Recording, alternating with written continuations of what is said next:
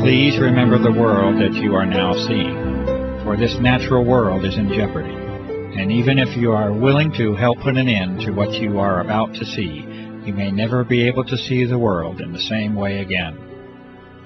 In the early part of 1999, an immense operation began, an operation using aircraft that many of us will find difficult to accept. This operation involves a dispersal of massive amounts of fine materials into the atmosphere, and the implications of these actions are grave and far-reaching, and they strain the limits of understanding. There will be counterclaims to the evidence that is presented within this film, and you will be told that all is normal and as it should be. You will be told that there is nothing to be concerned about, and that all is as it has always been. Your eyewitness accounts will be dismissed as unreliable. This dismissal by claimed authorities and officials will be in direct contradiction to fundamental physical principles and your own common sense, but you will encounter it nonetheless. This dismissal now spans a time period of more than 5 years, and it accompanies a grassroots awareness that has been reached by millions of concerned and engaged citizens. From this point on, I urge you to use your own mind to reach your own conclusions on the truth of the matter.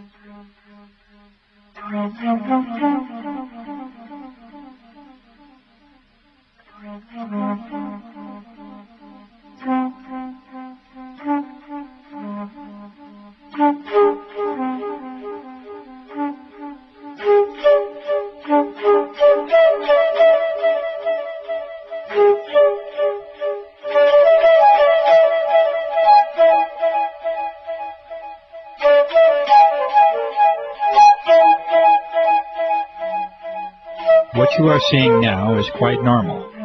These contrails are the trademark of high-altitude aircraft since the close of World War II. You notice that the condensation disappears fairly quickly, much like your breath on a cold winter day. This is as it should be, and as it has been. For those curious enough to delve into the physics, chemistry, and thermodynamics of contrails, this normalcy has a more thorough explanation. Yes, science and common sense do agree, and the balances of nature are achieved with this common phenomenon.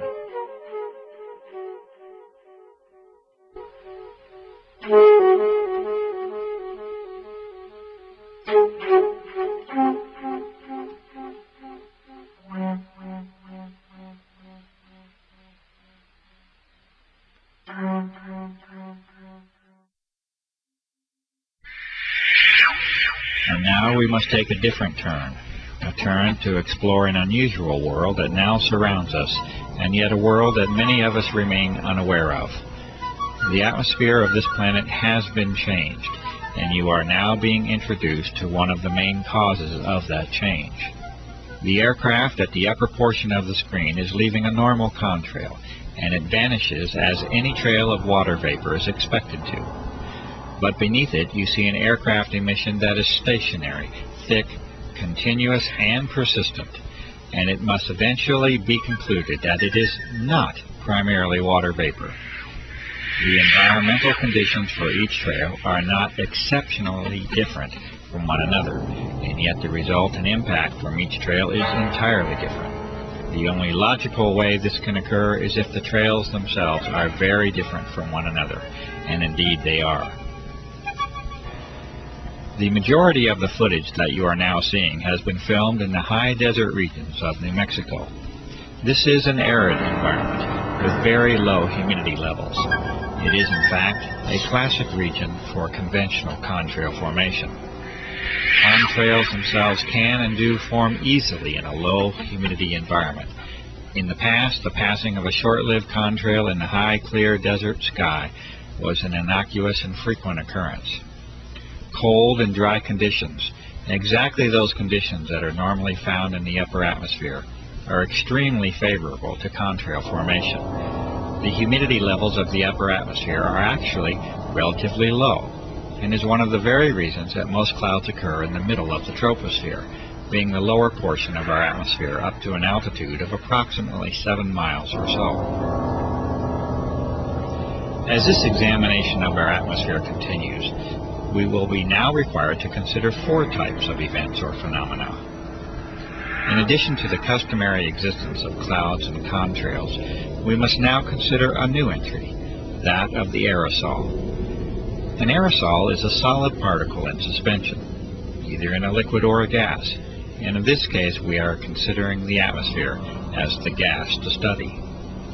The aerosols will manifest in 2 primary forms, as an aerosol emission from aircraft and as an aggregate or collection of aerosols in the atmosphere. A suitable term for this collection of aerosols is an aerosol bank. It is known now that the persistent trails that form the subject of this film are primarily solid in nature and origin, and that they are not predominantly water vapor. A brief explanation of cloud formation will help us to understand why this is so. Clouds, that is, normal clouds, require 2 fundamental elements to form, particles and moisture. Clouds are not suited to form in especially clean air. They require particulate matter, called condensation nuclei, that act as a base for water vapor to adhere to. The size of these nuclei, for the process to be effective, must be extremely small. The size of these nuclei are on the order of sub-micron. For comparison, a human hair is 60 to 100 microns thick, and an asbestos fiber is a couple of microns in thickness. The other essential component for normal clouds to form is a minimum level of humidity. From numerous sources, this minimum is on the order of 70% relative humidity. Notice that the requirements for cloud formation and contrail formation are already entirely different from one another. This is because they are entirely different phenomena based upon entirely different physical principles. Contrails can and should form readily in clean, cold, and dry air. Normal clouds, on the other hand, require higher moisture levels and a particulate or aerosol base from which to develop. The radical transformation of our sky as a direct result of aircraft activity now forces us to address an entirely new set of conditions. Aircraft are now repeatedly dispersing materials into the upper atmosphere at flight altitude, roughly from 35,000 to 40,000 feet. These materials expand rather than evaporate, and they usually transform into an unsightful haze that over the recent years has decreased our general visibility down to ground levels. One of the remarkable facts is that this commonly now occurs at very low levels of relative humidity, on the order of 30 to 40%, instead of the 70% or greater that is associated with cloud formation. And so we know now that these are not clouds in any conventional sense.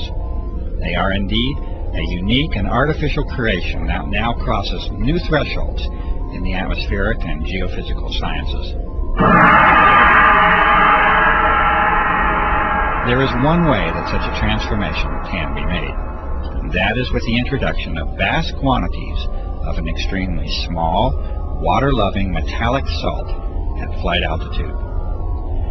This transformation cannot be achieved with water vapor alone, and the emissions under examination are indeed not water vapor. They are solid, and they are well entrenched into your air supply.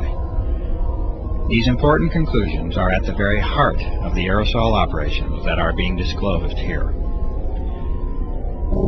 These changes in the very atmosphere that we breathe have a fundamental impact upon the life of this planet, and these aerosol operations have many potential applications that reduce the sanctity of that life. These operations are being conducted. They are being conducted without your participation or your informed consent. They are affecting your life, the lives of those you know and love, and the very life of the planet itself.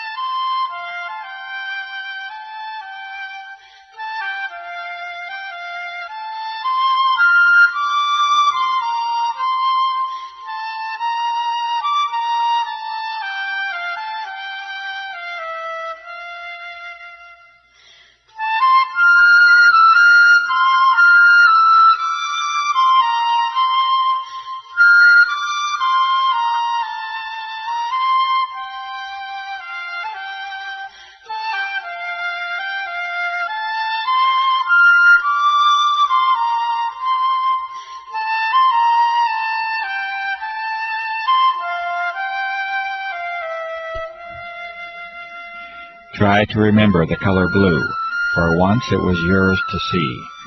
The blue sky is your birthright and a source for joy, and it remains at the very core of our existence.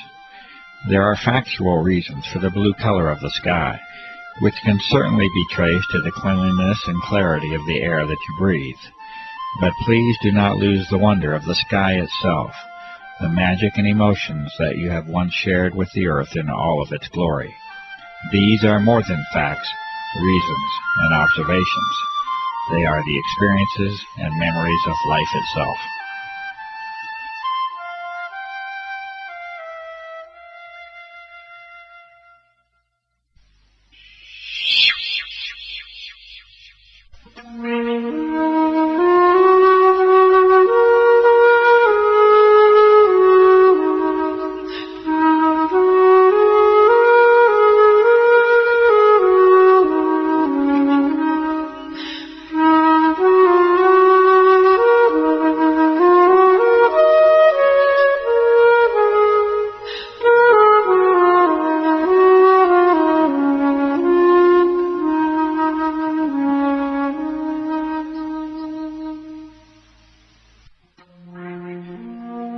You can no longer see blue now, at least not in the same way that many of us know and remember. Your horizon has largely turned to white, and there is a very good reason that this is so. These fine, solid materials, or aerosols, are now in your way, and you will see clearly no more. The source and origin of these aerosols is now abundantly clear, and the aircraft operations have now made their mark upon this planet. It is a mark that you must now live with, and that you must now breathe, and that you must bear the consequences of.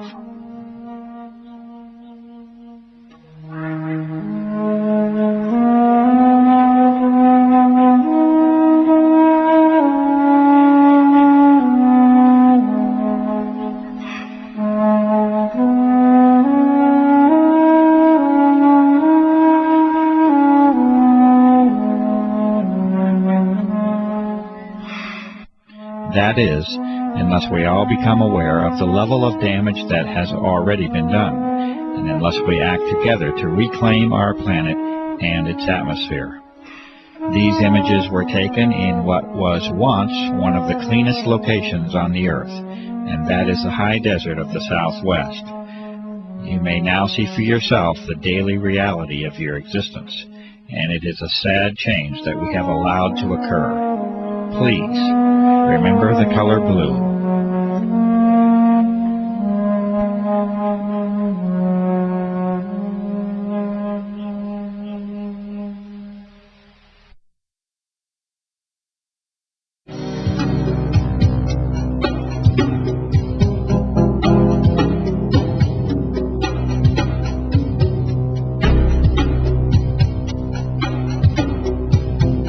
In the early part of 1999, A website under the name of www.carnicum.com was created to call attention to the unusual events and effects surrounding aircraft activity over the southwestern desert skies of the United States. The developer of that site was a generally quiet and conservative former federal employee with no political or environmental notoriety. Within a matter of days, it was apparent that this site was immediately drawing attention from a broad host of high-level government and military agencies, defense contractors, research organizations, chemical and pharmaceutical companies, and health organizations. This interest was documented on this same site for a period of several months, by which time an obvious pattern of monitoring the developing research was apparent. Over the next few years, a glaring disparity had evolved. On one hand, a high level of monitoring of documentation, sampling methods, research, analysis, and disclosure efforts was now documented. On the other, a campaign of continuous dismissal of the significance of the issue and a refusal to investigate was conducted by those very same visitors. You are now seeing a small sample of these frequent visitors and monitoring agencies and companies, such as the Pentagon, multiple Air Force bases, the United States Senate, aircraft manufacturers, pharmaceutical and drug companies, national security, intelligence and emergency agencies, weapon and defense system contractors, research organizations, and the media. The United States Air Force is now on public record as declaring that the entire subject of this documentary is a hoax. This assertion was first made by Lieutenant Colonel Michael K. Gibson in August of 2000, when he stated that, quote, "The chemtrail hoax has been investigated and refuted by many established and accredited universities, scientific organizations, and major media publications," end quote. This assertion was later escalated when Colonel Walter M. Washabaugh in 2001 repeated verbatim the previous declaration. Colonel Washabaugh also did not opt to provide the detailed list of the refuting parties. Charles H. Taylor, North Carolina, from the House of Representatives, has stated in March of 2000, in a response to constituent concern, that he has been, quote, "informed by the Air Force that these chemtrails are nothing more than ordinary contrails," unquote. He also states that they pose no environmental hazard or risk to human health, and that we can be assured that he will continue to monitor this issue.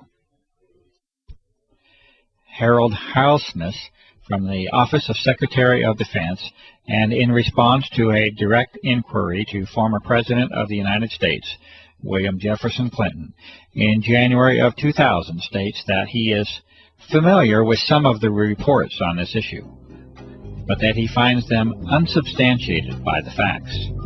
In addition, assurances offered that there is certainly no cause for alarm.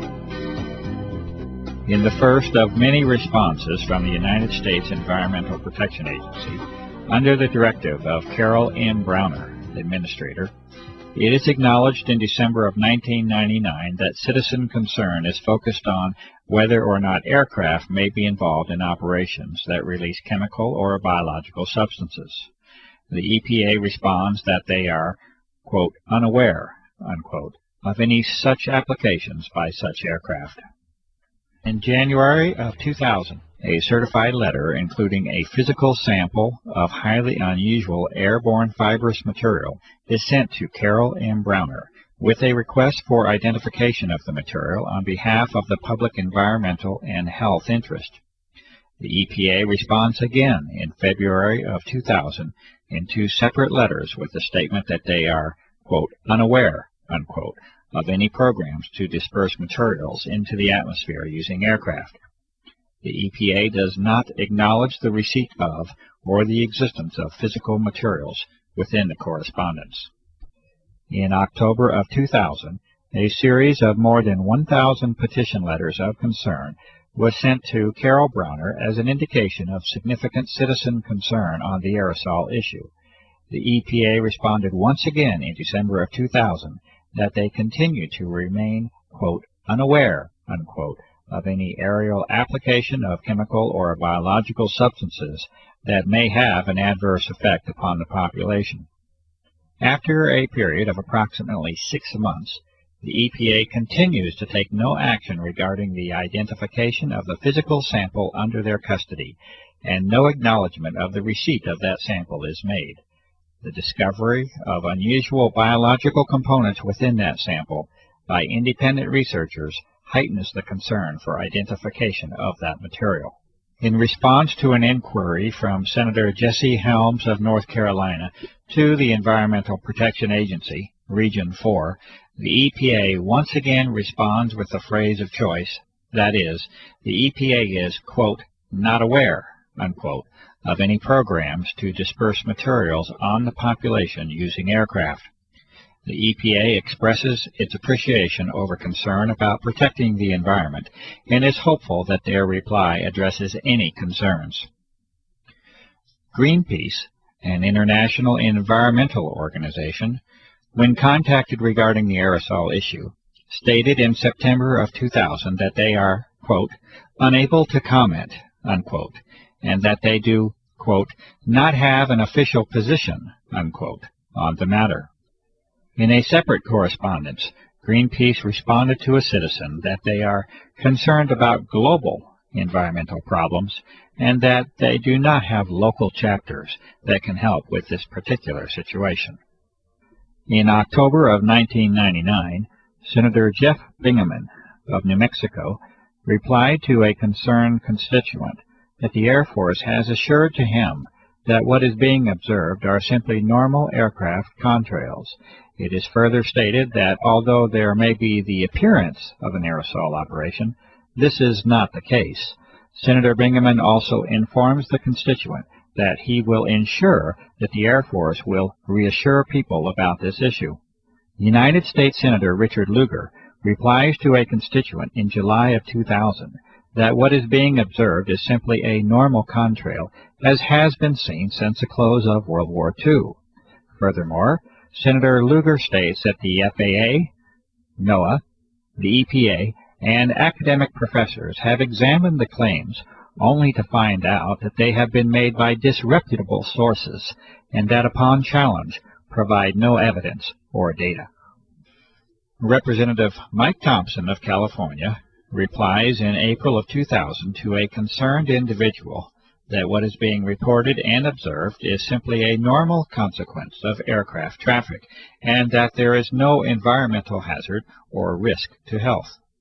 The State of New Mexico Environment Department in September of 1999 acknowledges a number of complaints received regarding aircraft activities over the skies of Santa Fe, New Mexico. The Environment Department declares that the, quote, data, unquote, does not suggest that any illegal or clandestine activity is occurring.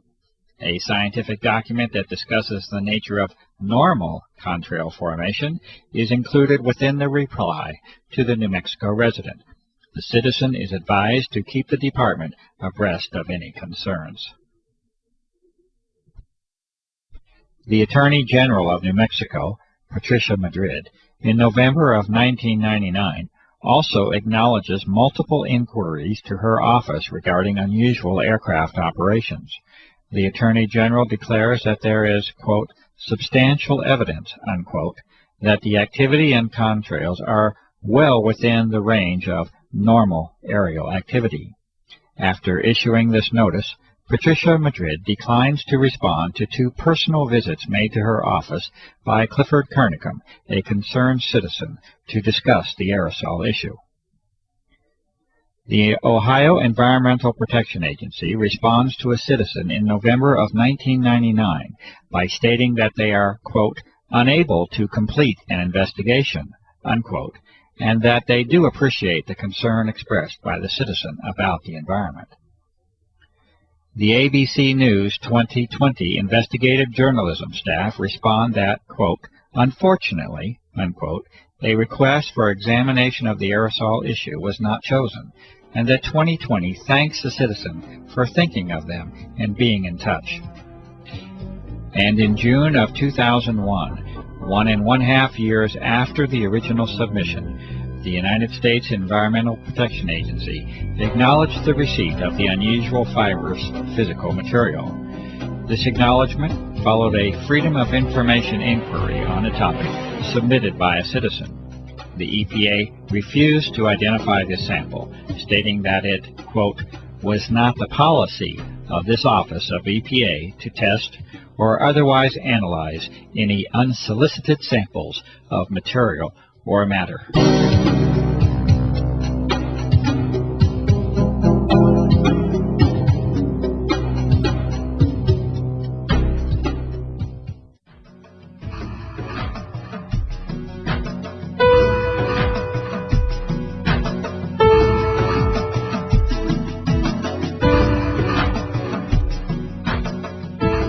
Since the beginning of 1999, a series of more than 36 scientific, physical, observational, and analytic methods have been used to examine the dramatic alteration of the atmosphere that has taken place.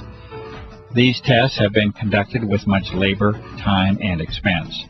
They have been conducted with very limited resources and equipment, much of it requiring original construction, development, or modification. What follows is a partial presentation of these sampling methods. The diversity and thoroughness of examination is apparent in the work that has now spanned more than 5 years.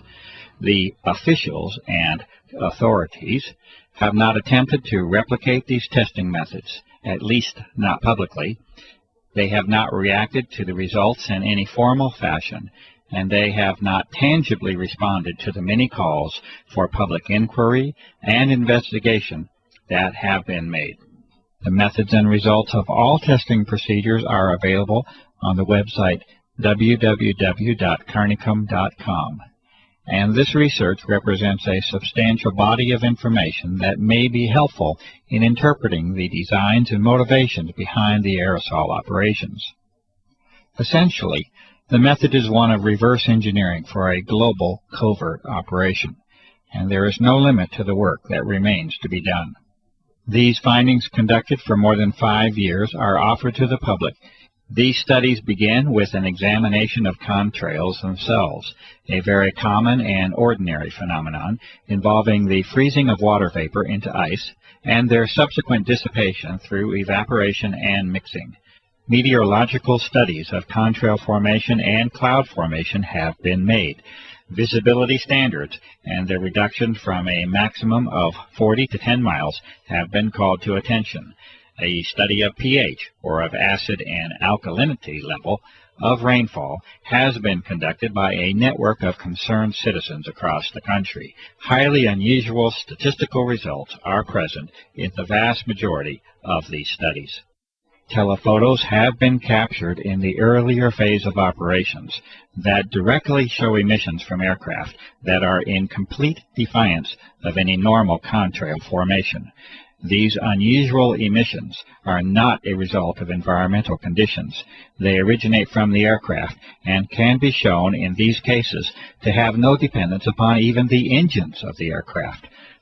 HEPA, or high-efficiency particulate air filters, have been used in various states to directly filter the outdoor air in repeated tests. Some of the materials found include the repeated presence of unusual filaments, a gel formation, crystals, and powders. Extraordinary levels of particulate materials have been directly observed and recorded using simple methods discovered by citizens across the country. These methods include the corona of the sun and extremely powerful lamps. Caution with the solar method is especially advised. These observations have been taken under the most ideal weather and air quality conditions, and they nevertheless provide alarming and direct evidence of the substantial changes that have occurred in our atmosphere. Rainwater samples have been distilled to concentrate any solid materials or particulates. Metallic-based materials are evident upon observation. Unusual airborne filament samples have been collected from a variety of locations across the nation, as well as the globe.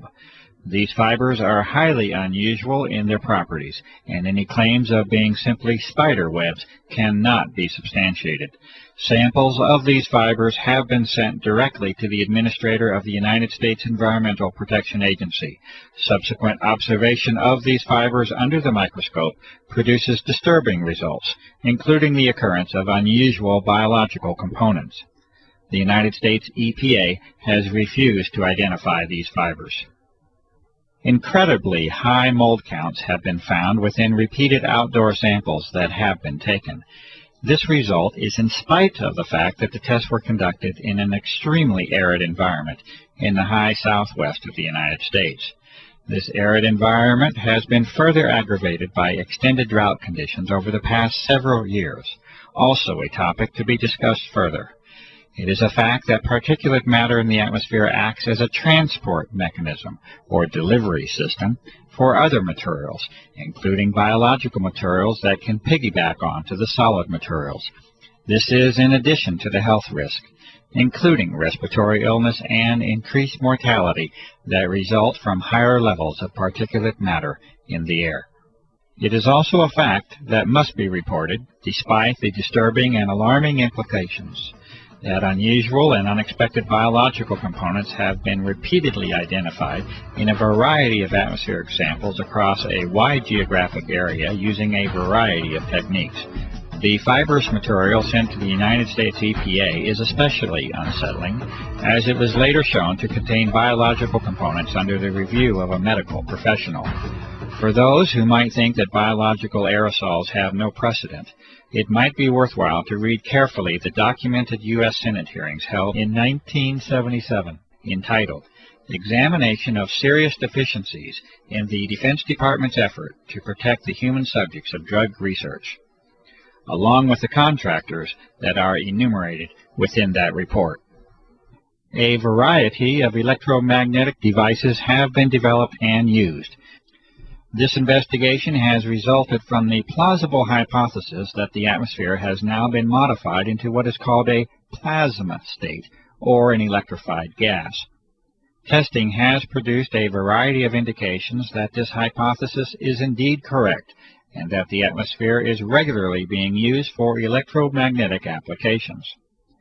ELF energy is of special concern because of its direct connection to the health aspects of the electromagnetic nature of human beings. Artificial pulse energy appears to now have been detected on a variety of occasions, and evidence indicates that it is now a part of our unseen environment. Electrolysis methods have further confirmed the existence of unexpected ionizing metallic salts within our atmosphere.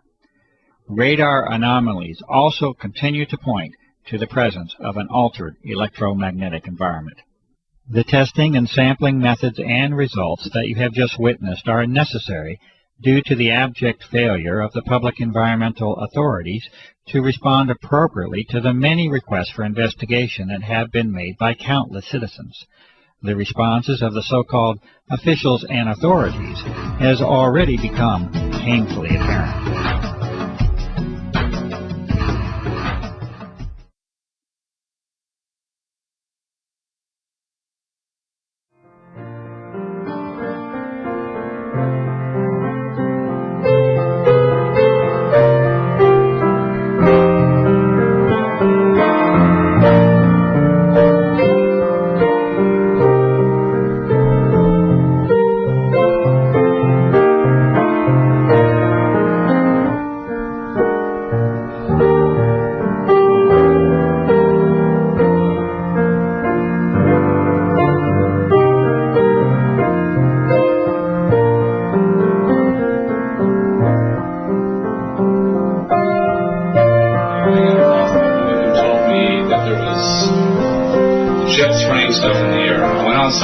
It was in the morning, and lo and behold, there was, what I thought were contrails, numerous jets spraying, probably 4 or 5 jets.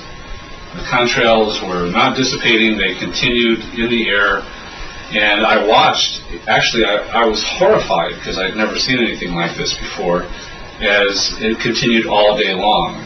And the result was, within a couple hours, the entire sky was totally blotted out with this messy white haze.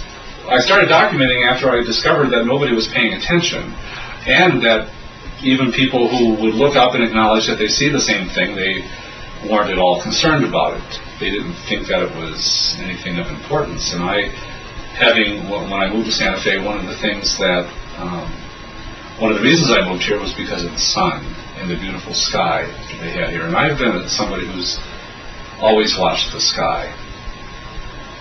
And the sky here was deep blue and beautiful, and it was something that gave me energy. It was just something that just elevated my spirit every time I saw it, no matter how bad my day was going. If I could get outside and see that beautiful sky and those big fluffy white clouds, everything was okay. And so I saw this being taken away, basically, and I didn't know what was going on, and I didn't know who was doing it or why it was being done, and I still don't know.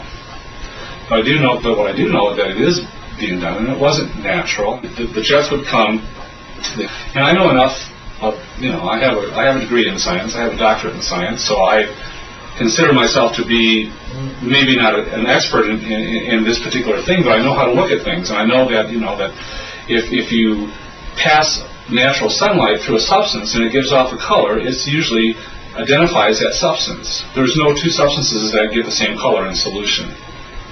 So I knew that I was looking at something that was other than water, because that would have made what we know as a rainbow. It would have pretty evenly distributed bands of color all along the spectrum. Well, because I was trying to convince people that it was actually happening and it wasn't normal, I began to try to see things that I could point out to the sky while I was with them to say, well, look at this. How do you explain this? And I learned a little bit about meteorology and the atmospheric conditions necessary for even a contrail to form and persist, much less ones that just dissipate, and found that there were no laws of physics that supported this activity, or the explanation of this activity, as a normal water vapor or frozen vapor trail. And so I came up with things like, well, all of a sudden, the jet goes overhead, and in the same sky you'll see 2 or 3 jets passing overhead, and there's nothing. You can barely see the jets because they're so high up. And other jets come into an area, and all of a sudden the white trail starts all of a sudden coming out of the jet, and then it stops, and then it starts again. And I've seen a number of occasions where they just did dashes across the sky. And I talked to a few pilots, and I asked them, well, how can you do this? And they, first of all, they did not believe that anything untoward was happening, and they said, well, you can turn your engine off. I said, would you do it over and over again? He says, if you're nuts, the sky's gone from a deep blue to kind of a silvery white with a little hint of blue in it. Even on the best days, when you don't see a lot of activity overhead for even a week, it never comes close to the deep blue it used to be. And I started noticing, especially by March of '99, April of '99, people were becoming very, very ill. At the time, I was working in a healthcare facility, and I was seeing a lot of upper respiratory disease happen. And over the years, I've watched more and more people come down with asthma, and you can hear it. You go to the supermarket and you find children that are 2 and 3 years old, and you can hear them wheezing. You can hear rails in their chest. I mean, this is very unusual. I still really do not know why this is happening.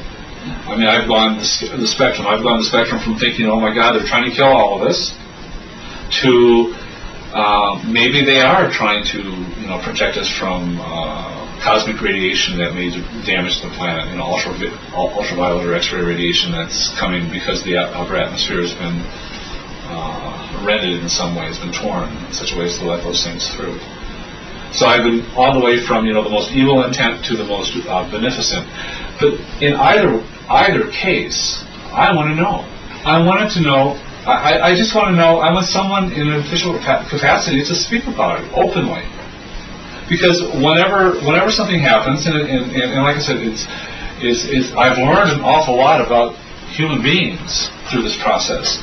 Because I insist that this is happening, that this is real, and that it's not normal. that there's something happening, there's something under the table going on that's not being talked about, and yet it's happening in broad daylight, visibly. It's affecting everybody. It's certainly, it's no longer the joy it used to be to go hiking in the mountains, to go outside to ride my bike. I've had more upper respiratory and lower respiratory and sinus infections and health problems in the last 5 years than I have in all my life combined. And so that's part of my concern, and also a lot of the people that I care about have been very ill. But in terms of, are they going to stop it? Because the public is concerned? Well, the public is going to have to get really, really concerned in a very, very big way. And the thing that, I mean, now that's a cynical view. A paranoid view is that, well, if the public does have a big outcry against this, well, we already know they can blatantly spray us with whatever the hell they please, and it could be, you know, they could put, you know, put us to sleep or something, you know, they could put something in, you know, some tranquilizers or something. We'd just be walking zombies. In a lot of ways, I think a lot of our population are walking zombies. I mean, the general lack of the ability to think critically about anything outside of one's own personal life, safety, football games, is astounding to me. The hopeful view is that they're going to stop this at some point during my lifetime so that I can see blue skies again. And you know what? I've never, ever had that feeling before until this started, that there's actually one thing I want to see before I die, and that is a really deep blue sky.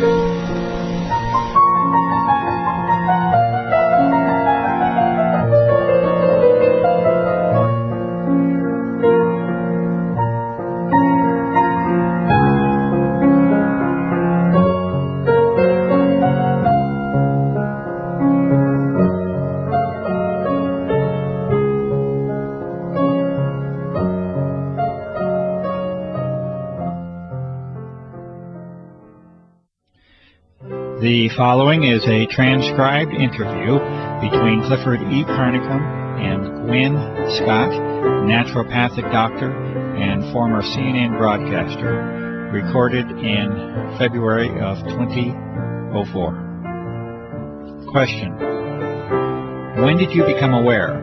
When did you find out? How did you find out about the existence of these operations and whether they are real or not? Response: well, it's interesting, because I realized that if I had been any place else on the planet, I might not have noticed. And so I am wondering how I ended up in the catbird seat to actually observe this operations. As you know, I live in a very rural area, and when I first moved here, the air was pristine. We had deep, deep blue, azure skies, thousands of stars literally at night. Probably one of the least polluted air supplies in this United States, because New Mexico is a very rural state. Very few people, very little industry. It's one of the things that drew me here. So here I was sitting, reading in front of a 5-foot by 5-foot bay window one day, and I see these jets. I assume they're jets. They're high and they're going fast, and they're not leaving the little 2-inch things that I'm used to seeing. They're leaving those huge plumes through the sky that spread out, and by 3 or 4 in the afternoon, it's foggy. It's so thick I can't see the mountain range. I can't see anything. And it's been continuous and ongoing ever since, to the degree now that the skies are so degraded that we never see deep blue skies anymore. Stars at night are hard to find. Everybody is getting accustomed to the pale blue, often white skies that we live with. But I see them going over, and I've taken hundreds of photographs showing this is not your normal contrail that should dissipate. Question: you notice a distinct change then from the 1990 era? Response: distinct is not the word. Dramatic, devastating, you can pick out any adjective you want. It is dramatically changed, the atmosphere. Dramatically. Yes, extremely distinct. Question: you live on Native American Indian land here. What is the sense of and the reaction of the Native American community to what is occurring? Well, it's interesting. I figured if anybody would pick up on it, it would be the Native Americans. And so I immediately went to friends of mine in the community and said, have you guys noticed? And they are like, oh yes, we know absolutely what is going on. In fact, all 13 of the Pueblo governors had a meeting in secret to discuss it, what they would do. Would they come out and protest it openly? What would they do? And after this meeting, they determined the following things. No, they would not. That it was just another dumb thing the white guy was doing. And at that point, I don't think they understood the true significance. But now I think they do. But more importantly, that people wouldn't believe them. Or if they did believe them, would think it was only happening in this very confined space, and it really didn't affect them. And they were concerned for the gaming, that people wouldn't come to the casinos and things because they would think that just this area was experiencing it. So they voted unanimously to not say anything. Question. So even the Native American community did not show the level of independence or the level of assertiveness to make this an issue? Response. It was heartbreaking to me. But they're a little more philosophical, too. One of the medicine people that's a friend said to me, you know, this has been prophesized. We call it the death winds. We always thought that it would be nuclear fallout. But maybe this is the death winds. They have a very skeptical view anyway of what the white man's intentions are. Comment. And with good cause. Response. And with good cause, and with history behind it. So, and they've also lost every battle, basically, they have fought that way. But I think as more and more of them get sick, and they are, there is maybe a wider awakening that this is really, really serious. Question. You have a background in the world of journalism, and specifically broadcast journalism. Can you talk a little bit about that background? And also the relationship of the media to what is occurring, what has failed, what has worked, any efforts that you have made to motivate the media to involve themselves in this, to cover this issue. Response. Yes, well, you and I are friends now, so you know that I was in broadcasting for 30 years. I worked for all 3 affiliated networks, ABC, NBC, CBS, in many of the larger markets, and I culminated my career as an anchor at CNN and Headline News. So the medicine part of me was kind of going along as my passion, and so I made my living and had my career as a broadcaster. And any free time I had was spent studying the medicine, because that was where my true heart lay. So I have over the years a lot of really good contacts in some pretty high places in the media. But I would imagine pretty much everybody watching this will know there has been dramatic changes in the media. Who owns the media? The quality of human now being attracted into the media. In other words, why are they there? When I started, it was mostly all print folk, and they kind of had to tell us, you know, come on, clean up your act. This is visual. But people were coming from the old school of journalistic, afflict the comfortable, and comfort the afflicted. And you are the watchdog, and you go for that story, and you never accept the official version, and on and on and on. Most of the media and information we get now is owned by only 3 companies. When they deregulated, the FCC deregulated, they allowed these huge, like AOL, Time Warner, to gobble up. So you've got these large entities controlling all the information, whether it's film, radio, okay. So the complexion has changed, and I would say the kind of person drawn into it, when it became a place where you could make a really good living, and people would go, oh, I know you, you're so-and-so, it drew people with different agendas. So you don't necessarily have the hardcore, old-fashioned, get the story. I don't care if my hair is a mess, I don't care if I'm dripping wet. There's a few out there still, but for the most part. So that's that. And yes, when this started, I called in every chip I ever had. I called a very good buddy at CNN, who really assigned most of the stories. He was very high, very interested. I sent him your website, a lot of your information. He was hi, yay, shut down. And I never did get an explanation. As you well know, I contacted some of our local media people. The main anchor on the local station wanted to do a story, we thought, and we shot a lot of video of the activity. In those days, it was very obvious. Now it's a little harder. You don't have the mornings where you have the deep blue sky, and then the afternoon. You get the pale blue-white sky if you're lucky. And as you well know, that story never aired. Comment. I would consider that a fairly serious, dedicated effort by a media person, and yet we saw nothing come of it. Response. Nothing came of it. Exactly.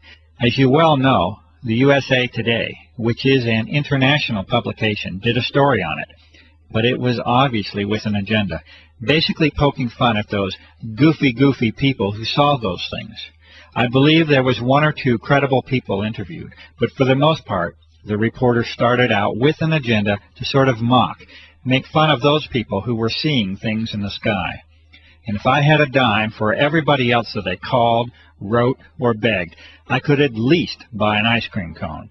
To no avail, just hitting a wall. Comment. And this was with all your connections. Response. This is with years of connections. It's unprecedented in my life. And I cannot name another story. People point to Watergate as this big watershed cover-up. I find that laughable. This, in my opinion, is the biggest story, and I approached many of my colleagues this way. This is the biggest story in recorded human history. You have an entire planet now covered with whatever by whoever, and nobody's even acknowledging it. What the heck is going on, and how come we don't know? Question. That's the question. What could explain that level of refusal? Response. A few things, okay? A few things, to be fair. Fear. I saw that. Fear. Because the folks that get it know who's doing it, and they're afraid. Okay? They know it's something bigger than them. They know all the possibilities of who is able to put planes in the sky, that many, every day, 24/7. It doesn't take a nuclear physicist to figure out that it's not the guy around the corner. This is big. Comment. So even the journalist has that threshold that they're unwilling to cross. Response. Oh yeah, afraid. And the few that are left who do catch on to it and say, wow, I want to do this story, like we were just discussing. They hit a wall somewhere, and I'm never told where it is. I don't know if it's the news director, I don't know if it's the station manager, I don't know who, but they hit that brick wall and it goes away.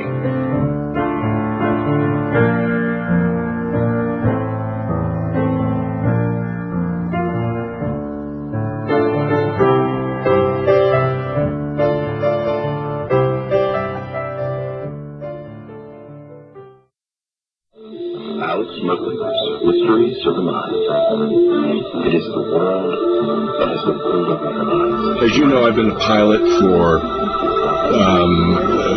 over 40 years. I've been flying.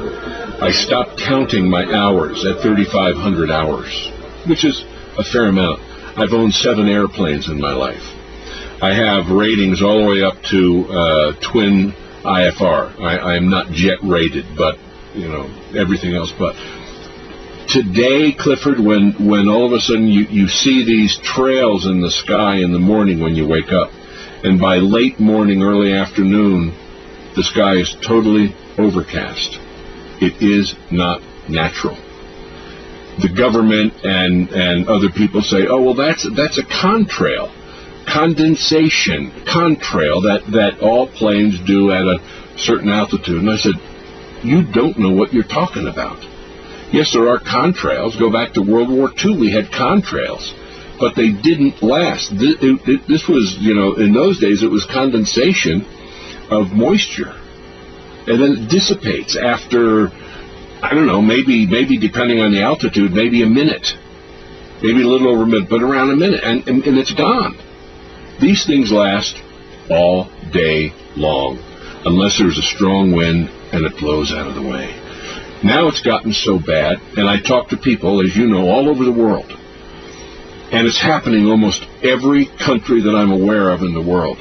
We have listeners in at least 50 countries that we know of. And people are always reporting back. If we get into a discussion or times that you have been on the show before, people come back and just report incredible experiences. They have a lot of respiratory problems. They never had that before. People are having a lot of sinus problems. They've never had that before. They have been inundated with some of these sprays. You also asked about, how do people feel about it? They are extremely concerned because there seems to be something that is happening that is affecting them physically and in some cases even emotionally and psychologically.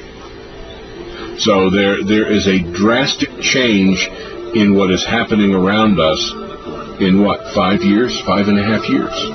And people have never seen this or experienced this before.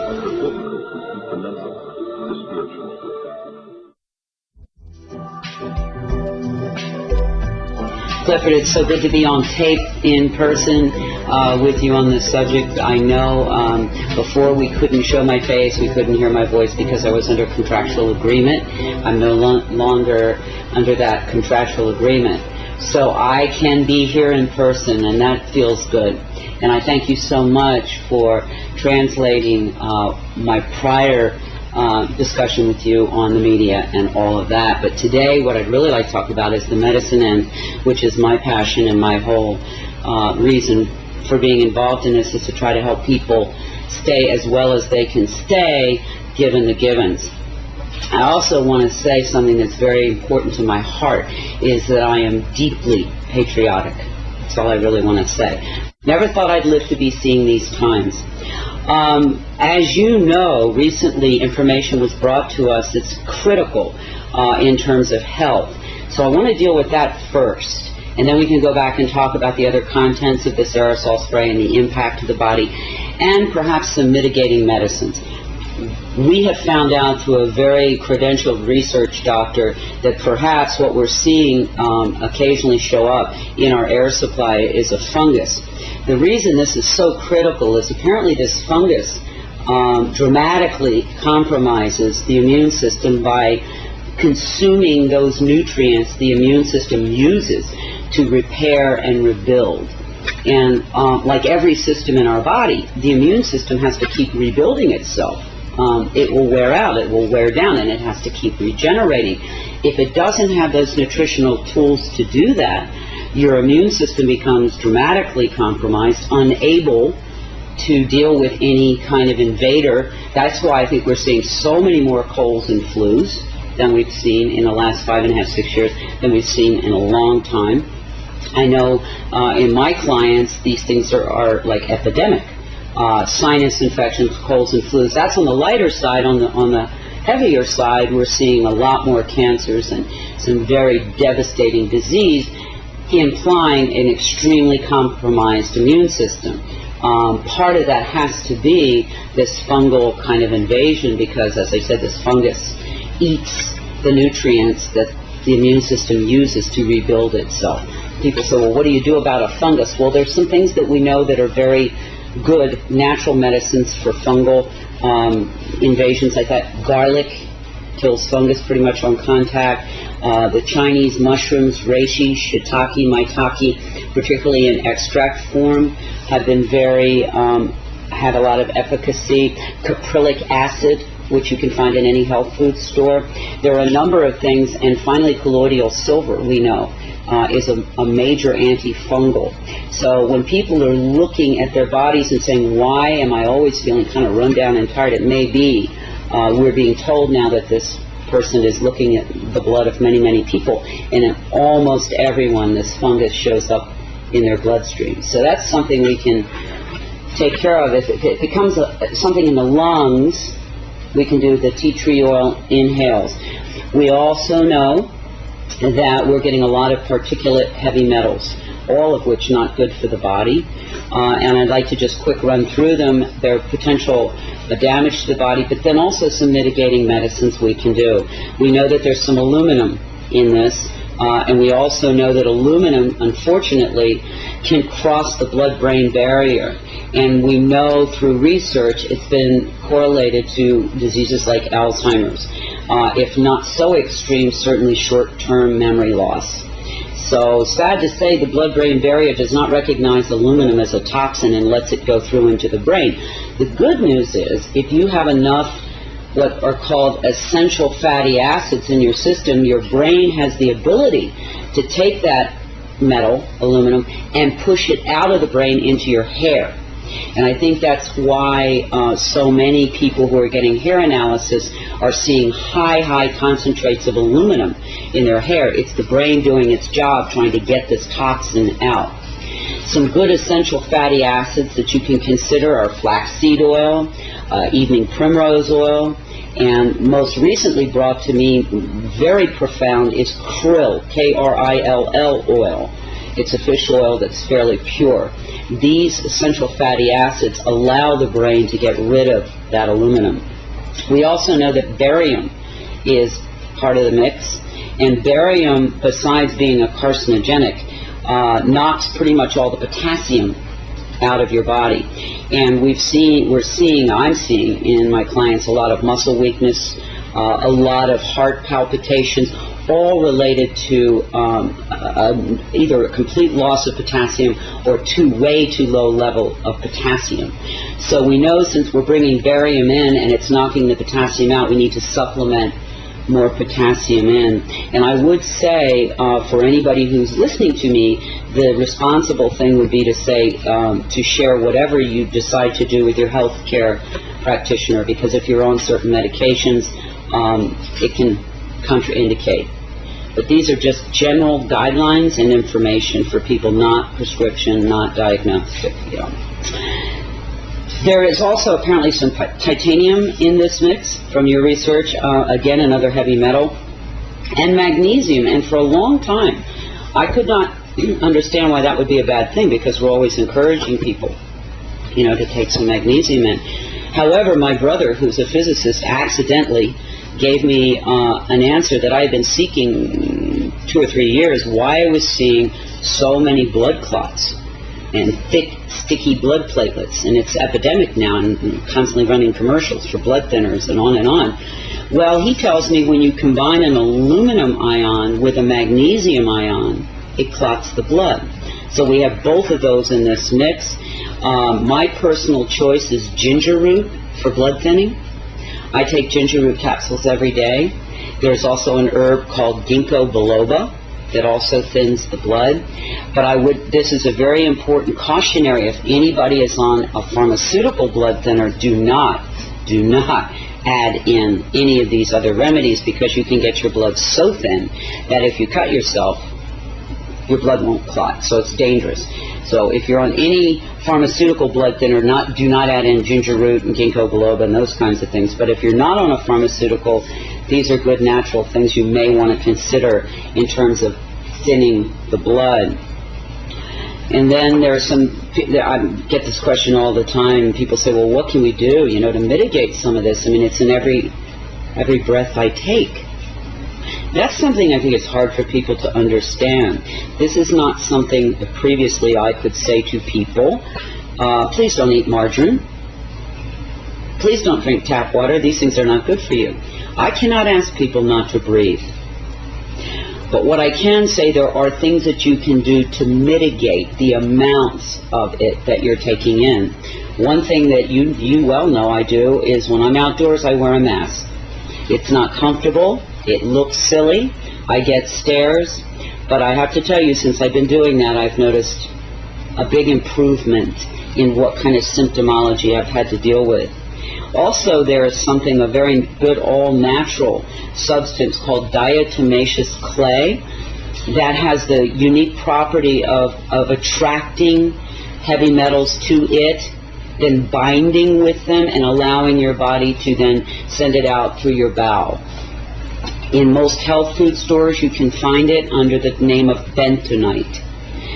You have to make sure, though, this diatomaceous clay that you're taking in is food grade, because they do have diatomaceous clay at the at the nurseries, and that's not pure. But if you go to your health store, or if you know somebody who has food-grade diatomaceous clay, that is something I do daily to try to begin to remove these metals, because all heavy metals are detrimental to the system. Again, flaxseed oil, krill oil, the omega-369 oils, very important, particularly for brain function during these times. Potassium supplementation. And another epidemic is sinus infections, and that colloidal silver nasal spray I use, and I've had a lot of friends use it, and it's very effective with helping to clean up those sinus infections caused, I'm sure, by all these particulates. I don't know if you know, one of the top respiratory specialists in the United States was recently on the Today Show. He's written a book called something about the breathing crisis in this country. And he told, I think it was Katie Kirk, I don't recall, who was interviewing him, maybe Ann Curry, that death or mortality from respiratory disease had gone from number 8 5 years ago to almost number 3. That's huge. That means that the third leading cause of death now in this country is breathing. And one has to wonder what could have happened in 5 years to have created that kind of crisis, is the only word I can think of. So this is something that anybody who breathes, and I'm assuming that's anybody who might be seeing this documentary, needs to be concerned not only for themselves but everyone they love. This isn't like a firing squad where everybody goes down and you get to watch it at one time. This is a cumulative poisoning that will demonstrate in different people in different manners depending on how strong their immune system was to begin with, what their genetics are, and many other factors. So this is something that will demonstrate in a lot of different ways. You're not going to have, as I said, the firing squad effect, but what you will have is over time more and more debilitated people, more and more people who don't feel well, more and more younger people, which I'm seeing quite a bit of now, in their 20s, 30s, and 40s, with problems that we never saw in that age range, or rarely, I should say, saw. When this began 5.5, almost 6 years ago, 24/7, we know that maybe it's been going on however long, but the 24/7 heavy spraying, during that time, at the beginning, I saw mostly older, frail people and infants suffering and leaving the planet. But now it's coming down the old chronological scale here. So we're dealing with people, teenagers, 20s, 30s, 40s, 50s, with a lot of debilitating problems. And I know in Albuquerque alone, 5-6 years ago, 6 to 8% of the children were diagnosed as asthmatic. Today, as of now, it's 70%. It's devastating. These are children. I would say to anybody listening, one of the first and most important things that you can do is start to eat your medicine. Get rid of the junk food, get rid of the empty food, get rid of the zapped food, and begin to eat, if you can, organic and free range. If you can, at least good, whole, pure food. Don't zap it in the microwave. That removes all the good digestive enzymes and many of the nutrients. So start with your diet, because your body is under an insult that it's probably never in the history of man, I don't think, seen before. And in order for you to stay healthy and those that you love, you've got to really begin to pay attention to what you're eating, the water that you're drinking. That's the first line of defense. I'd also encourage people to consider a good all-natural vitamin and mineral supplementation program, because, again, our bodies need every bit of help we can give them in these times. You know, it's interesting. One of the most frequently asked questions for those who are conscious and aware of this aerosol operation is this intended to harm us? And I can't answer that. I don't know. But what I can say is, do they know that it's harming us? Unequivocally they do at this point in time. And so one who lives in a free and democratic country would want to wonder, why would the people that we trust to care for us, keep us safe, allow this kind of thing to go on?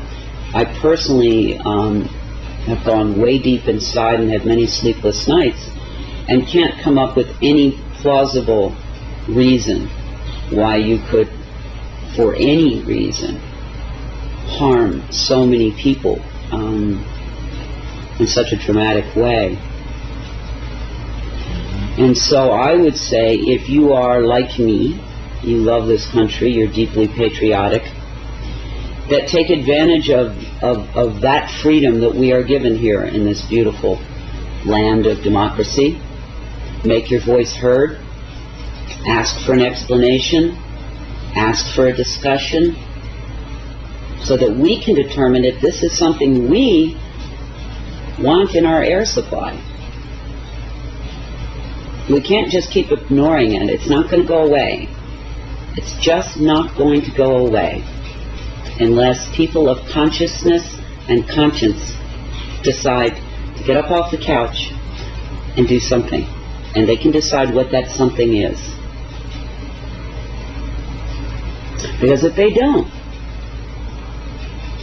as they watch the people around them, and they look at their own health, and they see the deterioration, they're going to have to wonder at some point, well, gosh, why didn't I do something when I could?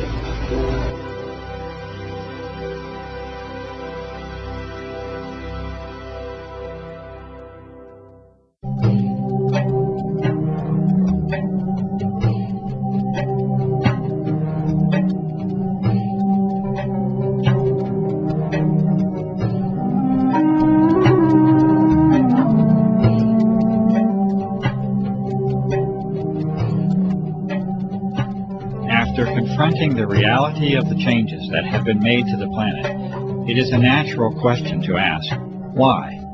Why would anyone want to? And who would want to alter the very air that we all breathe? We may never know the true answers to these questions, as the evidence is now clear that the aerosol operations are a covert operation, an operation that is never to be openly discussed or disclosed using the traditional channels of a free and democratic society, an operation that will never ask for your consent or for your participation, and that will be conducted regardless of your concern. The answers, especially as to why, do not appear to be simple or restricted to a single purpose. The more that is understood about the nature and potential of the operations, the more complex the picture appears. What can be done, however, is to use the vast body of evidence that has been collected at a grassroots level to make interpretations that are at least consistent with this data. This has been done, and there are now 5 major areas of endeavor that are in agreement with the observations, data, and analysis that extends for more than 5 years. These are, number 1, environmental engineering, modification, and control. 2, electromagnetic operations. 3, military operations. 4, biological operations. And 5, planetary and geophysical change itself. These areas are not mutually exclusive to one another. There is an overlap that can make it difficult to discern where one program may start and another end. It is quite possible that any, and indeed likely that many or all of these operations are being conducted concurrently. What can be done within this brief segment is to explain how and why these types of programs are consistent with the broad spectrum of evidence that is now available to examine. First, with respect to environmental engineering, modification, and control. The evidence now shows that the very physical nature of the atmosphere has been changed. The best information leads to the conclusion that a hygroscopic or water-seeking salt is a dominant component of the aerosols that have been introduced. It is also an observation that has been confirmed over and over, and this is that the operations frequently, if not usually, are conducted in advance of approaching moisture and storms. These salts have the usual effect of locking up that moisture with the solid particles, and to generally reduce the impact of, frequency of, and the amount of moisture that reaches the ground. This is one of the simplest interpretations that can be made that is supported by countless observations, and this is that the moisture levels of weather systems have been altered. It may be no coincidence whatsoever that drought is now commonplace and widespread, and that the moisture of the planet is becoming an increasingly precious and sought-after resource. There are those who make claims that the aerosol operations have an intended benevolent objective to mitigate the effects of global warming. It is also apparently accepted within that same claim that it is best that such an intention not be internationally discussed in public, and that you are best off not knowing about it. Unfortunately, the data does not support the contentions of benevolence that have been made, and in fact, the majority of the data can be considered to have detrimental and potentially disastrous consequences to the life and ecology of this planet, including humans. Furthermore, the vast majority of elements and substances under examination will actually increase the heat levels of the lower atmosphere rather than decrease it when they are placed into it.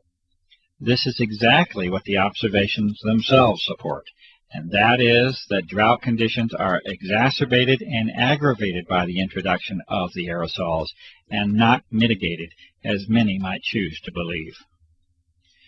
In addition, there are many more complicated aspects of environmental control that are possible with the use of conductive aerosols, including the modification of the electrical nature of the atmosphere, as well as thermal instabilities induced by interactions with the magnetic field of the Earth.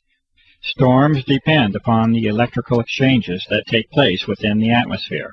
Lightning is the result of electrical imbalances that occur in the electrical fields between the Earth and the atmosphere, altering the collection and distribution of rainfall, interfering with the electrical exchange of energy and producing thermal or heat instabilities. All of these point to a very realistic assessment that environmental modification and control is likely a fundamental agenda within the aerosol operations. The United States Air Force has publicly disclosed a doctrine of owning the weather by 2025, and many have good reason to believe that such objectives have in part already been accomplished. This brief introduction to this topic only considers impacts upon the atmospheric shell, literally an eggshell of life that surrounds this planet. Understanding the full environmental impact, including the soil, the seas and lakes, the flora and fauna, the agriculture that sustains us, can only lead to an ominous portent of environmental change that we must pay the price for with our apathy.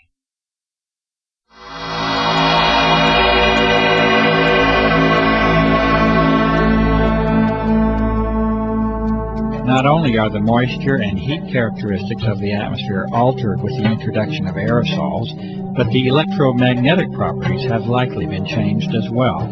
An ion is a charged electrical particle, and all of the data supports the claim that massive amounts of easily ionized particles are another important part of the grand geophysical picture.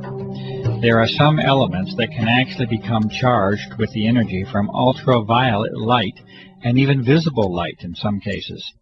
Barium is one such element that falls into this category.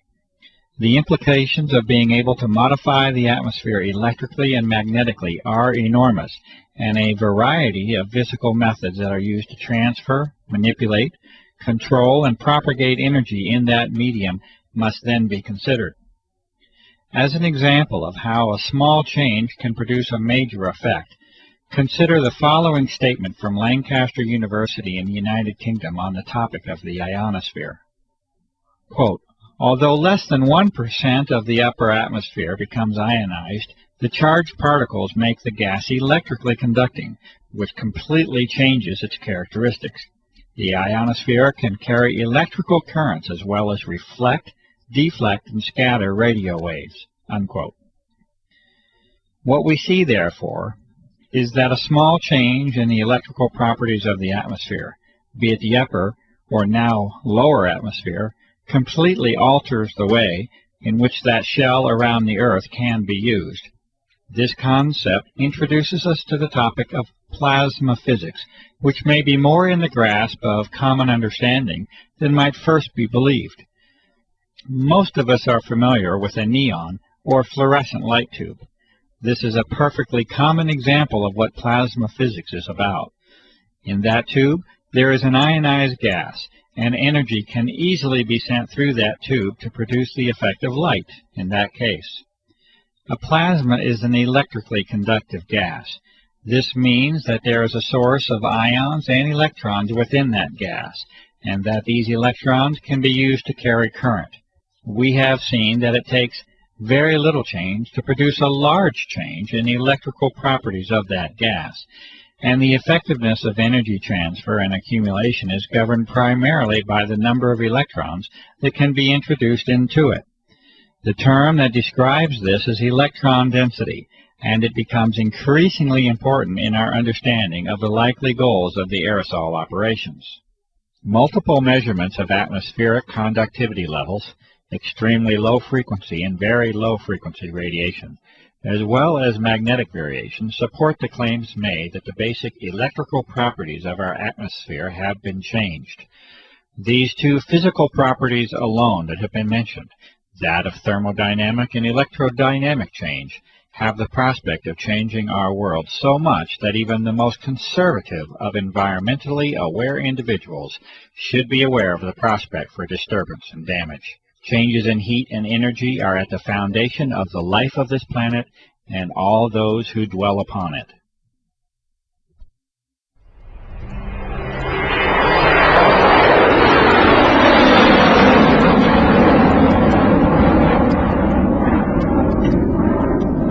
It is a necessary, logical, and natural extension to our discussion of applications to include the almost inevitable role the military assumes within them.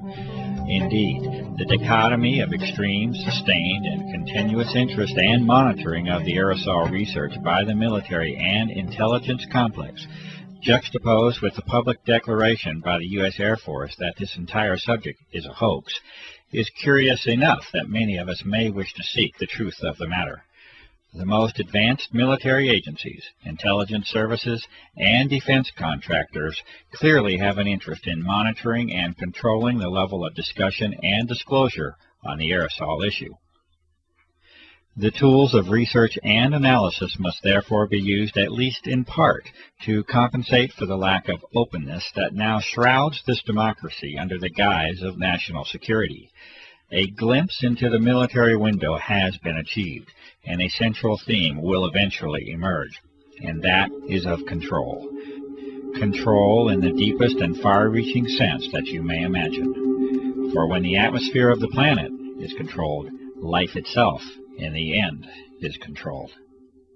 With a basic knowledge of plasma physics, that is, the physics of an energized gas or atmosphere, it is impossible to proceed further without at least a brief introduction to the HARP facility and technology. HARP, or High Active Auroral Research Program, is operated by the U.S. Air Force and is claimed to be simply a research facility. The stated purpose by the Air Force for the HARP project is that of a scientific endeavor aimed at studying the properties and behavior of the ionosphere, with particular emphasis on being able to understand and use it to enhance communications and surveillance systems for both civilian and defense purposes. It may be this, and then again, it may be more than simply a scientific endeavor. It may also be enlightening to consider United States Patent 4686605 by Bernard Eastlund in 1987 entitled, A Method and Apparatus for Altering a Region in the Earth's Atmosphere, Ionosphere, and or Magnetosphere. There are many who have sensibly concluded that this patent essentially represents a blueprint for the HARP facility as it has been constructed. This patent makes mention of numerous objectives and methods of operation that far exceed any scientific endeavor alone, and references the work of Nikola Tesla as a source of historical contribution. The amazing inventions and achievements of Tesla with respect to energy transfer and amplification, including the use of the atmosphere as a medium for sending energy from point A to point B, are well documented.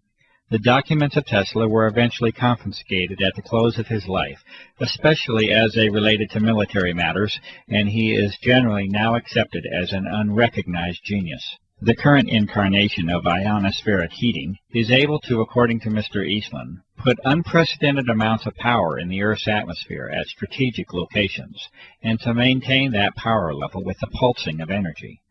This patent also recommends the use of large clouds of barium so that ionization by sunlight will increase the electron density within the plasma environment. Testing and analysis does now positively indicate the presence of unusual levels of barium, a toxic element, within atmospheric samples.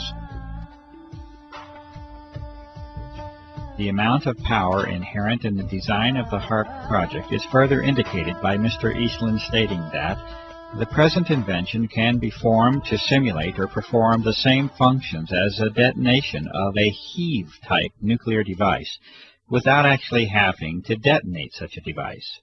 A heave weapon has the effect of lifting the magnetic field of the Earth itself, and involves the expenditure of massive amounts of energy. The patent is further stated to have numerous military implications, including the enhancement of or interference with communication and guidance systems, including those of airplanes and missiles, radar interference, missile destruction, weather modification, material transport of micron-sized particles, and molecular change of the atmosphere are each mentioned as further applications of the patent design. The executive summary for the HARP project also specifically mentions forcing the descent of particles from the atmosphere toward the ground using ELF radiation from HARP. Clearly, environmental modifications, the electromagnetic transfer of energy, and military operations of global impact are already in sight from the existence of these aerosols within our atmosphere.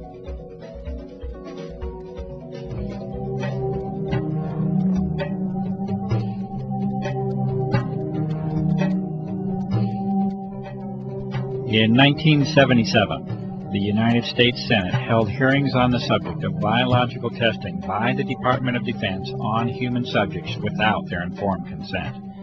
In the opening statement, Senator Kennedy identifies the key issue of the hearings, the known use of Americans as unwitting human subjects for open-air germ warfare testing conducted in the public domain by officials of our own government. Furthermore, he poses the critical question, should a democratic people cede to its government the full responsibility of determining when secret tests on unwitting subjects are necessary to protect the nation's security? It appears that this key issue was never truly addressed, and that almost 30 years later, this responsibility is no longer a question that is even being posed to the public. It is a fact, however unpleasant and distressing the consideration may be, that biological components have been repeatedly identified in a series of tests of atmospheric samples over a period of several years. The U.S. Environmental Protection Agency has refused to identify physical material that has been demonstrated to contain biologicals of this same form. These components appear to involve the use of desiccation, freeze-drying, and aerosol distribution methods, exactly the same methods itemized within the private contractor listings of the Senate hearings. Evidence further indicates that extremely advanced biotechnical methods are likely to be a part of the development and delivery process. To date, no professional or public medical professionals have attempted to duplicate the test methods and results, and the evidence continues to be provided only through independent citizen activism. Acknowledgement and response to this evidence by all public officials remains lacking. There is currently no prospect of government hearings on the aerosol issue, and the reality of the evidence continues to be denied by public officials.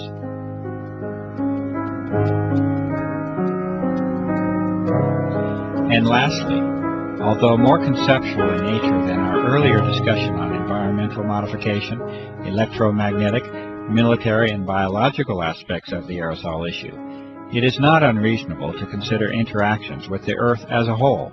It is not impossible that there may be connections between the energy levels of this altered plasma of the Earth and geophysical processes, including Earth changes. There has been increased attention in recent months by prestigious scientific organizations, mainstream media, and the Defense Department itself on dramatic Earth changes that are foreseen in a not-too-distant future. These discussions center on major climatic change and geophysical field changes, such as the magnetic field. Under disclosure is the likelihood that these changes occur much more rapidly than was previously supposed. It is at least a theoretical reality that a plasma sheath around the Earth can accumulate energy. This originates from the combination of increased electron density and low-frequency energy propagation.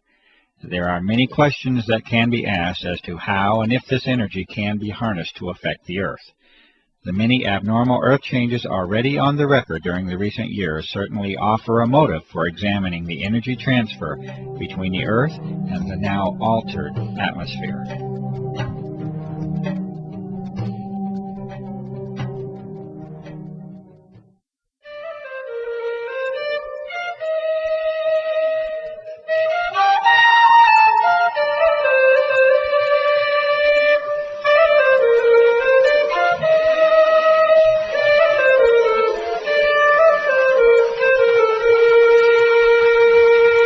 You have seen traces of a world still in a state of beauty, and you have seen the signs of a terrible change. It will be for you to decide if the claims of this documentary are true or not. You have seen the distinctions between what mankind has known for decades to be in harmony with our surroundings, and that which is a product of our urge for technological supremacy over nature. You have seen a clear sky, this blue that was but is no more. The sky that has been taken away from us all. You have been confronted with assertions of operations on a scale never seen before in the history of mankind, and you have been shown evidence that aircraft can alter and have altered the fragile envelope for life that we call the atmosphere. You have seen science and sampling applied to the problem over and over at the grassroots level. Numerous methods have been demonstrated that show artificial and deliberate modification of the atmosphere, including its chemical, thermal, electromagnetic, and physical properties. There are detrimental effects that can be anticipated and that have been observed as a result of these changes in our air, and we must all accept the consequences of the toxic environment that has been created. The health of our home and lives have been sacrificed in the search for dominion and control.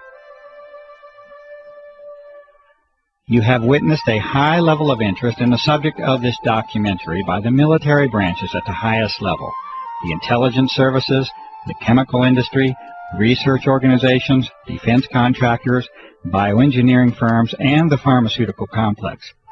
You have heard the responses of the public, government, and even environmental organizations in response to the innumerable requests by the public for investigation.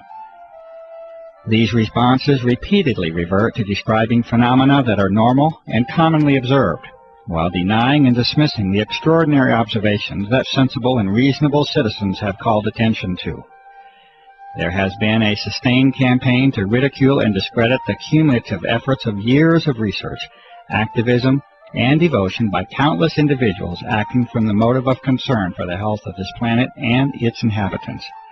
A free and democratic society, if it is to continue to exist, must be able to openly discuss the benefits of technological and military supremacy against a deleterious impact upon the environment that we as global citizens must share. Divine rights of humankind must assume their rightful place amongst the individual nation's right for military security and secrecy. You have heard the responses of only a few citizens and professionals who state their sensible concerns about the impact of the aerosol operations upon our environment and our health. The lack of time prevents the presentation of the awareness that is now known to be shared by a grassroots network that conservatively must include millions of people. The extent of this awareness across national boundaries is apparent, and this network is of global proportion. The control of media information by relatively few corporate interests appears to be a significant factor in the restriction of honest and open public discourse on the aerosol issue. The attempts at ridicule of this issue by the U.S. military establishment should also be evaluated as to intent and motive. You had been provided with an analysis of the potential agendas of the aerosol operations. The conduct of environmental, military, electromagnetic, biological, and geophysical operations are each consistent with the vast body of information and evidence that has been accumulated over a period of more than 5 years. This result has been reached with the painstaking efforts of numerous citizens, researchers, and activists across the country and around the globe. Many of the operations under consideration would appear to regard the welfare of human beings, the life of this planet, and our environment as a low priority. Many people, having become convinced of the reality of these operations, will naturally ask the question, what can I do to help? It is also known from experience in history that many of these same individuals feel helpless and powerless after they confront the immensity and complexity of the operations. They also often become disillusioned after encountering the predictable and disingenuous responses of our public servants. It is also known that the traditional methods of dissent and activism are no longer working, and the political process is failing in a constitutional sense. Petitions have been signed and disregarded. Appeals for investigation are dismissed. Calls for media involvement lead to crafted articles of ridicule. Even the legitimacy of the voting process itself is in question. There is no comfortable, reassuring, and simple answer that can be given to you. This is the reality that we must face. It is expected that any success will eventually result from an enormous groundswell of grassroots activism and open public protest. At the current rate of progress, a timeline of decades can be projected before we reach the level of influence that is needed. The sober counter-reality is that the health of this planet is not likely to give us such a generous allowance of time.